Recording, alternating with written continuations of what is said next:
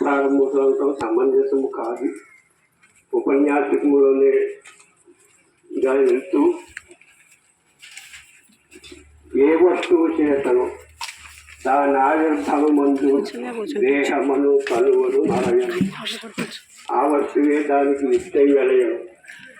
దాన్నే సాక్షి ద్రష్టాను కలుము ఎరుక ఇదే స్పష్టము భావించి చూడు మీ బట్ట బయలు భూమి యావిత్తు చెట్టున్న ధరయాదావిత్తూనే ద్రష్టాన్ని కలుమి ఎరుక ఇదే స్పష్టము వినిమి అని శ్రీమద్ భాగవత కృష్ణదేశేంద్రుల వారు పరిపూర్ణ బోధ అనేటువంటి లక్షణములు 145వ కందార్థంలో మనకు కనిపిస్తున్నారు.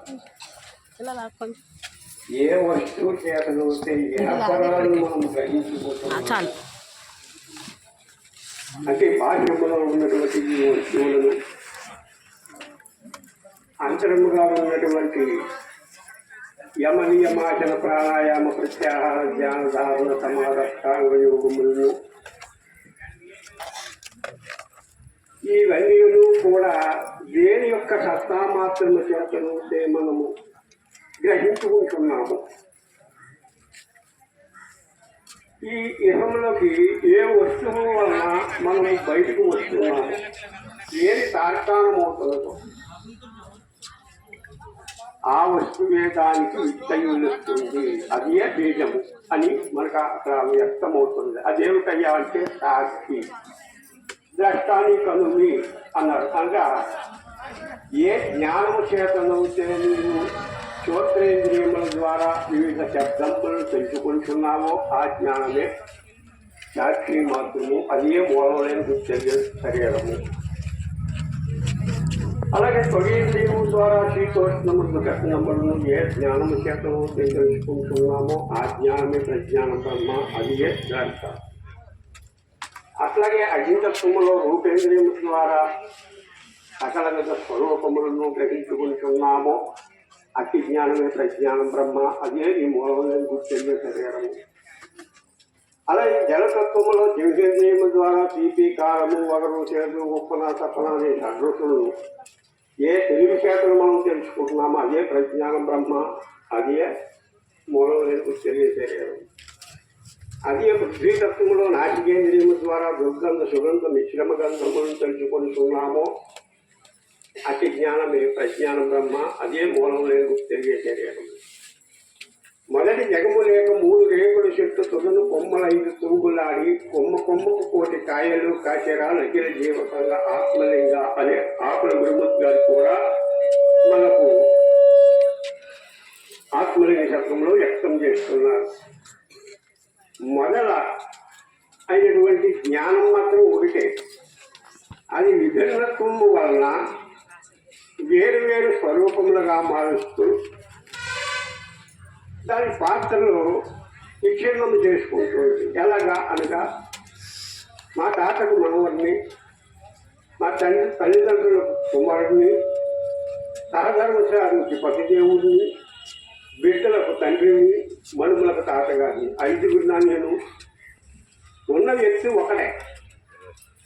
ఆ ఒక్కడు విభిన్నత్వం వలన వాడు పాత్రను మార్పు చెందుతున్నవి, కానీ శ్రోత్రధారి మాత్రం ఒక్కడే.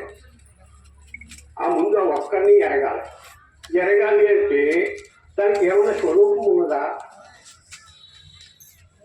అంటారు సుఖకవి గారు.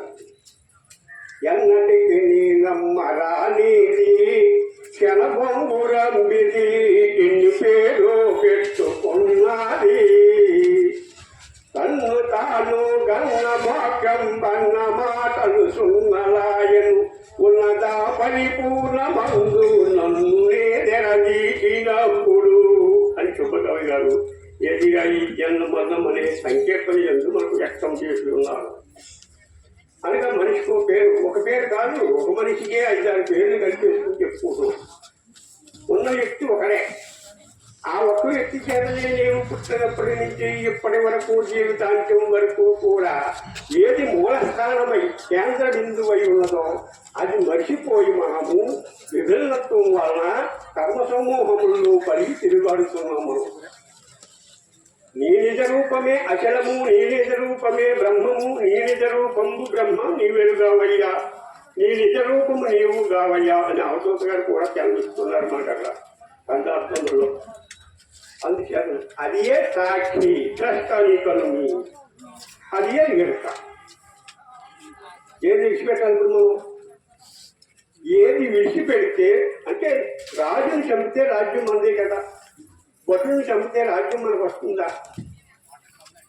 మరి సర్వేంద్రియములకు మనసు రాజు, మనసునకు రాజు తలుపంగా మారుతంబు, మనసు మారుతముకటైన మలయ సుఖము నవ్య కరభోగి శ్రీ సదానంద యోగి అని సదానంద యోగింద్రులు వారు కూడా చేస్తున్నారు. అందుకని రాజుని చంపేస్తే రాజ్యం మనదవుతుంది.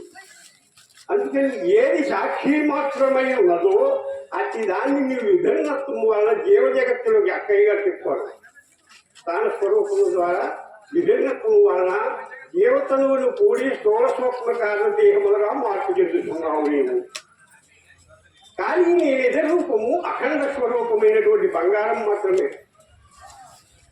విభిన్నత్వం వలన శృంగారంగా మార్పు చెందుతూ నిధులు బాగున్నవి, మెడలో లక్షలు బాగున్నవి, సూర్య చంద్ర ఆహారాలు బాగున్నవి అంటాము, కానీ బంగారం బాగున్నది అనేటువంటి వ్యక్తులు అబద్ధం ఉంటారా? బంగారంలో విభిన్నత్వం ఉందా? శృంగారంలో వచ్చేటప్పటికి మాత్రం విభిన్నత్వం కలిగి బాగోగులు కలుగుతున్నవే, కానీ నీ నిజ రూపంలో ఎప్పుడూ కూడా అది చెల్లించినటువంటి స్వరూపం అది అఖిలము. ఈ స్థూల సూక్ష్మ కారణ శరీరం అనేటువంటివి చలనత్వము. ఒక రూపాయి నాణములకు బొమ్మ పురుషువు ఉన్నట్లుగా చలాచలములను పొందేది నేనే. బహిర్గతానికి వస్తే చలన స్వరూపముతో తనను తాను మరిచిపోయి ఈ జీవ జగత్తులో కర్మ సమూహంలో వ్యవహరిస్తున్నది. గురి ద్వారా అది నిజ స్వరూపము తెలుసుకున్న అది తెలియని స్వరూపము ఈ ఏకత్వమును పొంది ఉన్నది. అతి అఖండ స్వరూపమును అనేటువంటి ఎరుక ఏదైతే ప్రజ్ఞానం బ్రహ్మ అనేటువంటి ఉందో అది గురువుని ద్వారా విడిచిపెట్టాల్సి. అది విడిచిపెట్టే మార్గమే అక్కయ్య గారు చెప్పినటువంటి ఆ యొక్క మార్గము ద్వారా, సత్యనారాయణ అక్కయ్య గారు చెప్పినటువంటి మార్గము ద్వారా బాహ్య ప్రపంచమును విడనాడి దృక్పథమును చెంది దృక్పథము నుంచి దహరాకాశ సూక్ష్మరంధ్రాంతర్గత చిన్మయ కుహర విరాజమానమై బహిరంతర ప్రకాశమైనటువంటి ఎరుక ఏదైతే ఉండదో అలా అది అన్నయ్య గారు చెప్పారు ఒక శ్లోకంలో. పుండరీక మధ్యస్థం సకలాన్మాయ సూచకం ధ్యాయామ్యహం సదా భక్త సకల అభీష్టదాయక అని అన్నయ్య గారు వ్యక్తం చేశారు. అదే మన పూజా విధానంలో మొట్టమొదటి శ్లోకం కూడా. అది అక్కడ ఉండి ఎవరైతే సేవిస్తారో వారి అన్న మరణము లేవని చెప్తూ చెప్పుకుంటున్నాం. జై సద్గురు బ్రహ్మరాజుకి.